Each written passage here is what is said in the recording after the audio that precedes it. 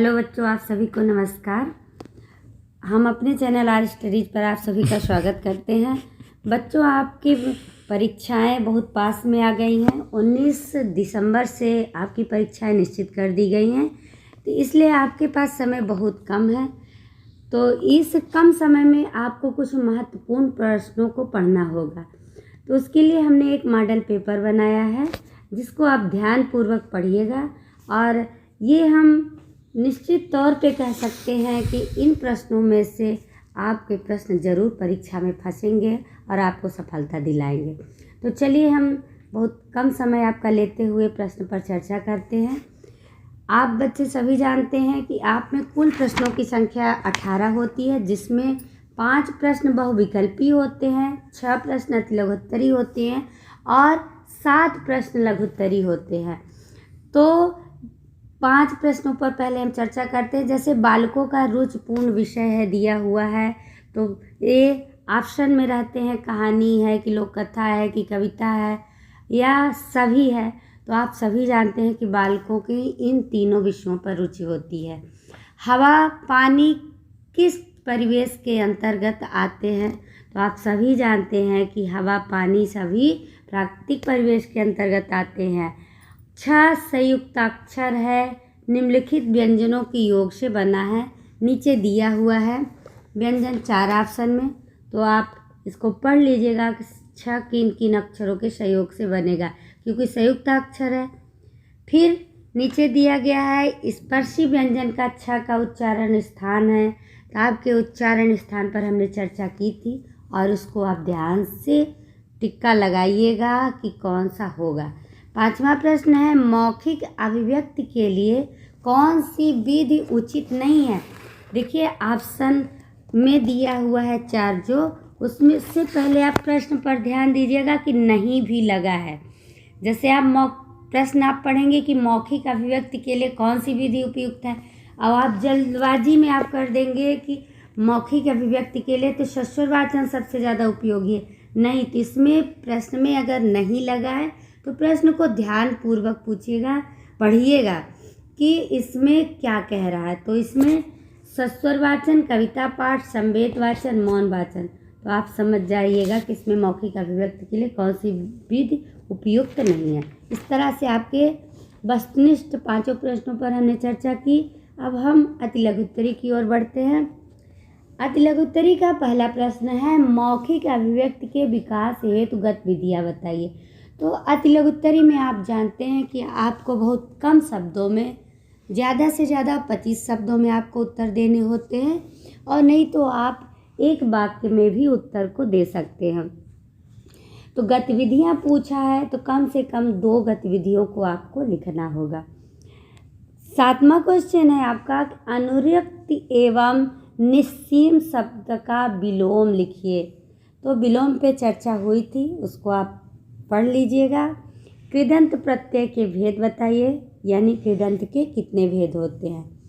अब सर्वनाम के बारे में प्रश्न पूछा है अगला कि पुरुषवाचक सर्वनाम के प्रकारों का नाम लिखिए। कि पुरुषवाचक सर्वनाम, तो सर्वनाम 6 प्रकार के होते हैं, आप जानते ही हैं। अब उसमें आपका पहला जो है पुरुषवाचक सर्वनाम है, तो उसके प्रकार पूछा है।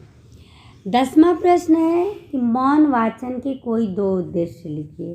तो 2 उद्देश्य आपको लिखना है। 11वां प्रश्न आपका है, लोक कथा शिक्षण में क्यों महत्वपूर्ण है। तो लोक कथा की चर्चा हमने क्लास में अच्छे से की थी, और शिक्षण में उसको क्यों महत्व दिया गया है, इसको आपको लिखना है। कम से कम 2 लाइन इस पे आप चर्चा करिएगा या अपनी परीक्षा में लिखिएगा। अब हम बढ़ते हैं, 12वां क्वेश्चन आपका शुरू हो जाता है लघुत्तरी, जिसमें शब्द की सीमा होती है 50 तक, या 50 से ज़्यादा भी आप लिख सकते हैं, लेकिन 50 शब्द से कम नहीं होने चाहिए।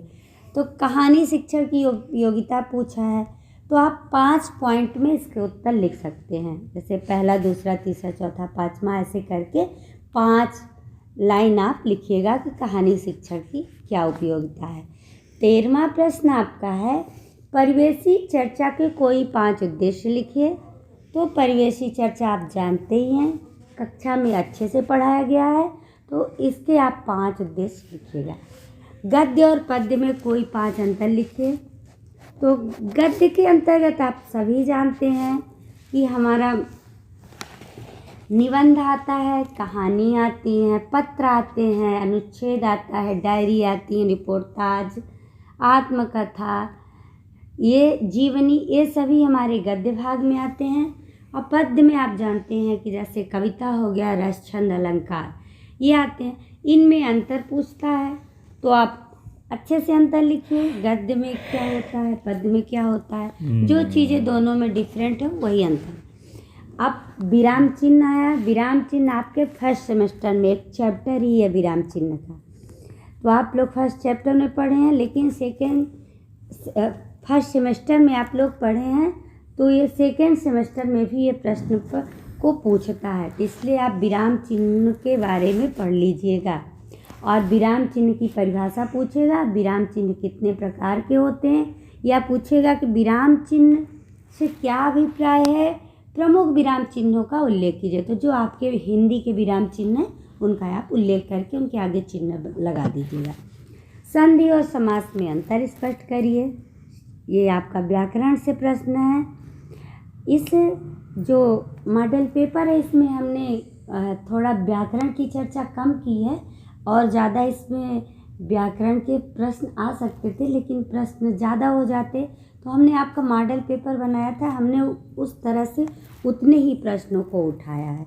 अगला पेपर हम फिर आपका जब अपलोड करेंगे तो उसमें हम व्याकरण से ज़्यादा प्रश्न रखेंगे। फिर आपका 17वां प्रश्न है, वाक्यों का वर्गीकरण करते हुए प्रत्येक प्रकार के वाक्य को उदाहरण सहित स्पष्ट करिए।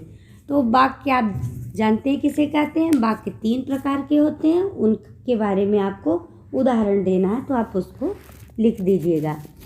18वां प्रश्न है आपका, तद्धित प्रत्यय कितने प्रकार के होते हैं, किसी एक प्रत्यय का उदाहरण सहित वर्णन कीजिए। बहुत सरल प्रश्न है, कृदंत तथा तद्धित आप व्याकरण में पढ़ें। अब उदाहरण पूछा है, एक प्रत्यय का उदाहरण देकर उसको उदाहरण सहित लिखिए। डिस्क्रिप्शन बॉक्स में मॉडल पेपर के PDF का लिंक डला हुआ है बच्चों, आप वहां जाकर जल्दी से डाउनलोड करके इस मॉडल पेपर को सॉल्व